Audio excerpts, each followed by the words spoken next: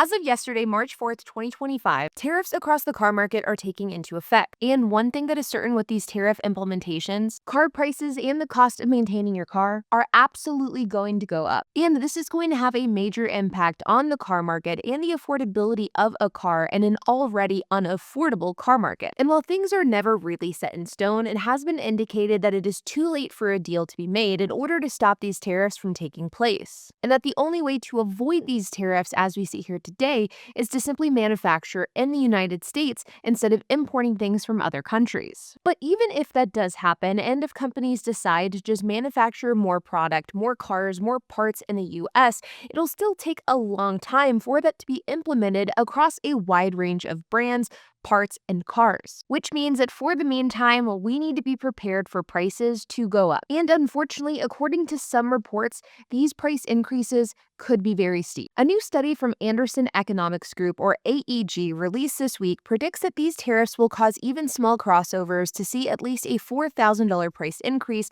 Large SUVs with significant content from Mexico would go up roughly $9,000, and trucks will see a similar markup. It's estimated that electric vehicles will see the largest increase across the board, with an estimated $12,000 price increase due to these tariffs. In fact, according to this report, you can see the full breakdown here of what we estimate price increases will be, with battery-powered electric crossover vehicles seeing an increase of $12,200, full-size SUVs seeing an increase of $9,000, pickup trucks $8,000, and small cars about $6,200. And it's also been suggested per this report that the impact from these tariffs will be almost immediate, though obviously inventory that's already on dealership lots, those won't be affected. Though I will say with dealerships, you never really know, and they may try to use tariffs as a way to increase their prices across their board, even on vehicles that have already been imported, but who knows? Now, the consensus across the automotive industry is that these tariffs are a bad thing, with Ford CEO Jim Farley saying, and I quote, "There is no question that a 25% tariff would have a huge impact on our industry,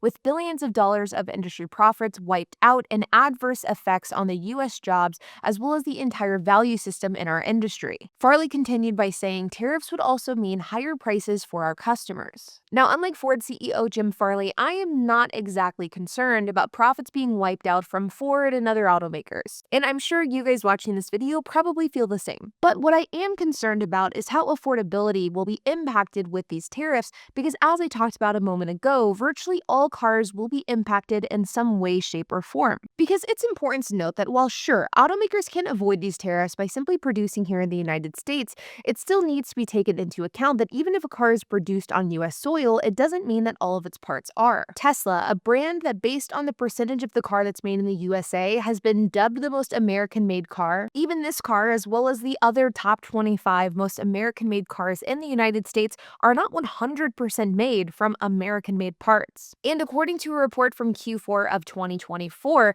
Tesla isn't made 100% in America, let alone other automakers. You can see here a list of the top 25 cars with the most domestic content. These are all cars that are produced in the US but also have a lot of US parts. The Tesla Model 3 Performance tops the list with 87.5% domestic content. In fact, Tesla's top the list in general, ranging from 87.5% domestic content to 80% domestic content. But this list also includes brands like Jeep, which are 76% domestic content, Honda with 74%, and Chevy with 75.5% and more. These are all cars that are by definition American-made, and thus the entire car won't be subject to a steep tariff, but the parts ranging anywhere from 26.5% to 12.5% for this list specifically, those non-domestic content parts are going to be subject to tariffs because they're imported. I've talked about this in videos in the past, but the reality is when it comes to the car market, there is no such thing as a 100% American-made car. And so that means that there is not a car on the road anywhere in the country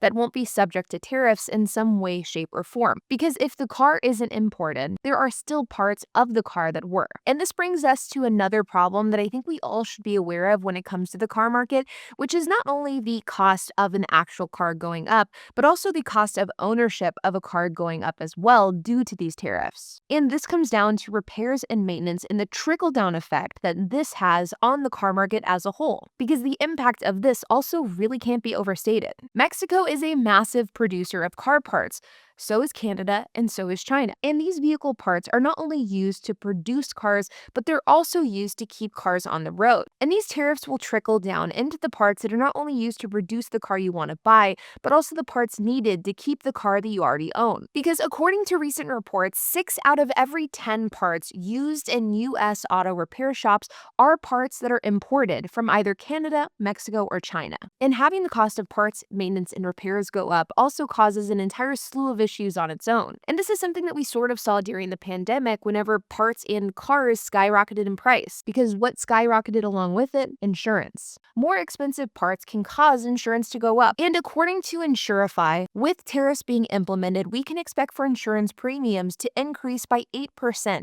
to an average of $2,502 by the end of 2025. Now, it is important to note that of that 8%, only about 2 to 4% is allocated to tariffs specifically because insurance premiums were going to go up in 2025 regardless, but the increase in premiums will be higher due to the increase of costs for repairs and parts and cars, and that is in turn because of tariffs. The point is, the car market is about to get a lot more expensive, from buying a car to repairing and maintaining your car to insuring your car. And one thing that is incredibly important to note, and I have talked about this in past videos, is that the idea behind these tariffs is that if we charge companies a ton of money to import into the United States, the companies will move manufacturing into the States, thus creating more domestic jobs and benefiting the US economy. And while there are a ton of different videos and people a lot smarter than me breaking down how and why this either doesn't work or does work, I'm not going to talk about that in this video. The whole point here is to try to drive manufacturing to the United States. And it does seem as though, at least as of today, some manufacturers and car brands are starting to respond to this. Because an unnamed source from Honda has stated that Honda will produce their next Civic in Indiana and not in Mexico as a direct result of these tariffs. Now, this has not come from Honda. This is from an anonymous source, and Honda, as of recording this video, has not either confirmed or denied that this would be the case. If they do either confirm or deny between the time of me filming this video and publishing it,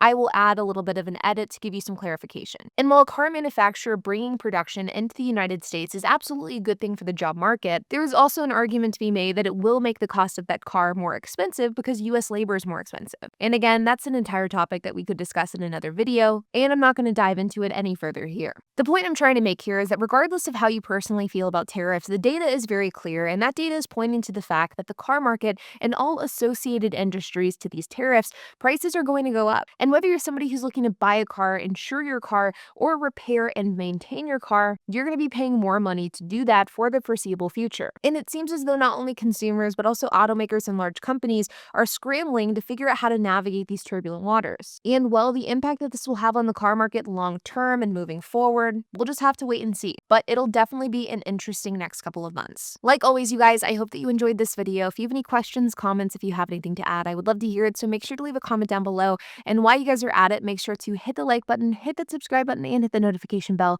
And I will see you guys in the next video.